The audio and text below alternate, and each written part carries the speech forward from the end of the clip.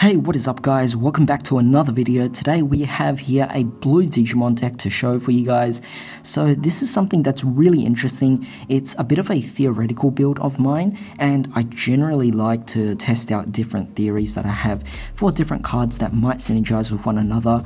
And honestly, it's better to just show you guys than rather explain it. So with that being said, let's just get started. So for our level 2s or Digi Eggs, we are focusing here on 3 copies of Goldramon. This essentially allows you to trash the bottom Digivolution card of a level 4 lower Digimon. Just really standard for a blue kind of deck, but with that being said, it's a really great start. We're also playing over here 2 copies of Digimon. Just when this becomes unsuspended during your main phase, you get 1000 DP, ultimately strengthening your own Digimon.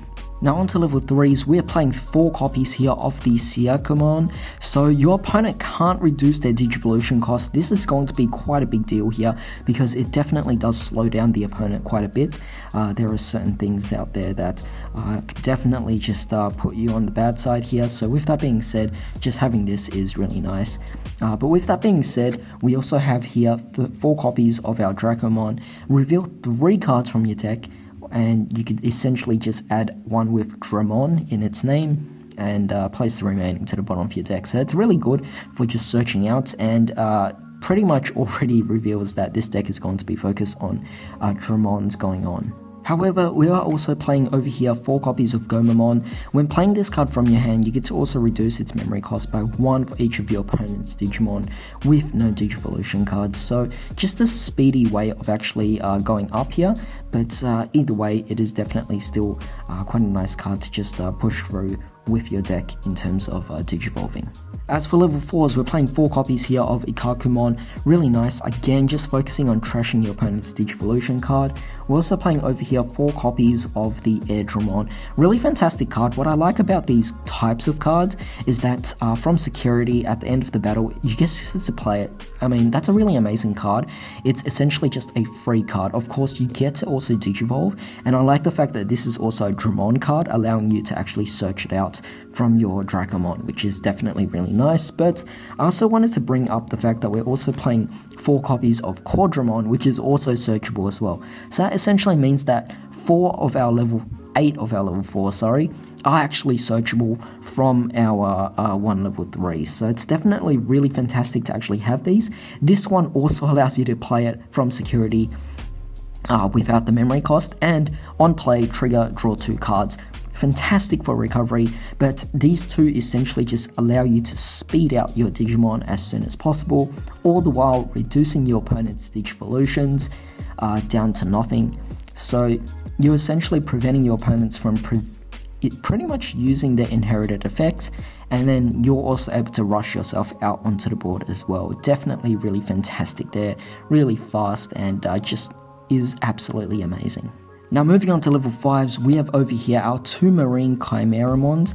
So this here, you can return one of your other Digimon to its owner's hand to return one of your opponent's Digimon with no Digivolution cards to its owner's hand, and then trash all of the Digivolution cards of your own Digimon, which is fine because we have so many level 4s that are coming out from security anyway as free costs. Specifically our Goldramon here, which you bring this out from security for free, and then you bring out this onto your others, and you bounce this one back to your hand, and you can replay this and then just trigger draw 2. Absolutely powerful here. It's just a really nice combo to follow along with, and it works out incredibly well for the actual deck itself. But of course, given you are bouncing back your own Digimon, I feel like 2 copies is more than enough for this particular build here. But next up, we have over here our 4 copies of Goldramon. I think it's pretty self-explanatory that obviously we're focusing on trashing the Digivolution cards at the bottom of our opponent's Digimons. So in this case, you get to trash 2 when Digivolving. Very powerful and definitely well worth it. But finally, we're also going to be playing here our Wingdramon. Again, another card that is potentially searchable with our Dracomon. And this one here is actually a level 5 blocker, which is definitely fantastic.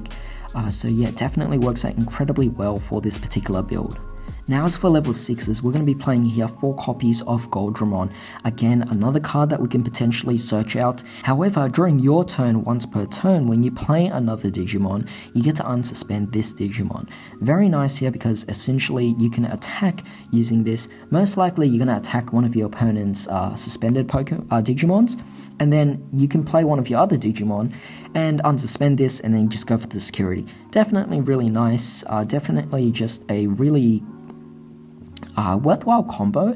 Of course, it's not as good as Goldramon, but I mean, what else is there that is similar to Goldramon, right? So to have Goldramon being quite the searchable card out there, if anything, this deck is more easy to search out than a Goldramon deck, but it accomplishes just slightly below that of a Goldramon deck. Obviously, All Force Goldramon is powerful, being able to attack multiple times, but this one, still being able to attack twice is definitely well worth it, because you want to just get rid of one of your opponent's Digimon first to slow them down, and then just go for their security, and whether or not this loses, it doesn't matter because you already did one attack prior to that, so going for the second attack as well, it's definitely well worth it. But finally, we have our 4 copies here of Digimon. So during your turn, while your opponent has a Digimon with no Digivolution cards in play, this one gets 1000 DP plus an extra security attack. Again, just a really fantastic card because it focuses on the opponent not having any Digivolution cards underneath, and you're also kind of getting the bonus out of it as well. Being a 13,000 DP with an extra security attack, I mean, really, what's your opponent going to do about it, you know? So if you get out Digimon and Goldramon in the same turn, it actually becomes quite a deadly combo. So yeah, definitely really nice there.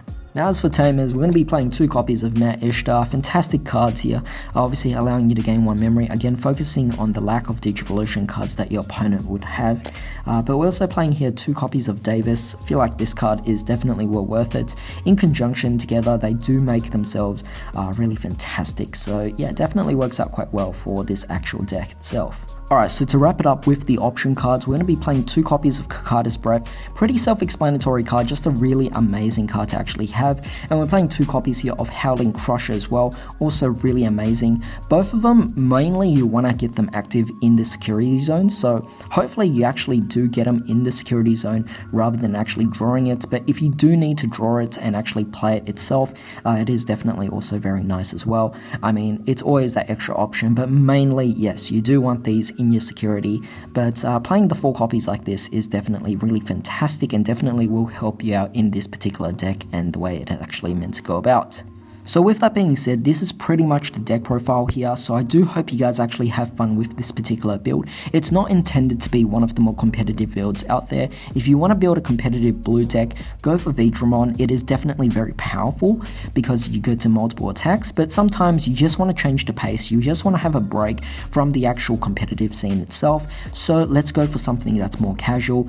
This deck is definitely one of those options you could try out. So yeah, hopefully this is a really good build for you guys. Definitely leave me your feedback if you still haven't.